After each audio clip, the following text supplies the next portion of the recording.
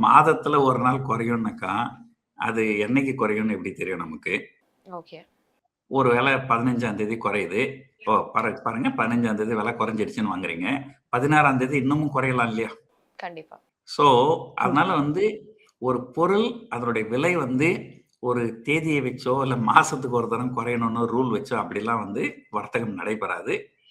Okay. அதெல்லாம் எதுவும் நம்பாதீங்க. அ பொதுவா வந்து என்கிட்ட கேட்பாங்க. பங்குச்சந்தையில கேட்பாங்க. "சார் எப்ப சார் பங்குகள வாங்கணும்?"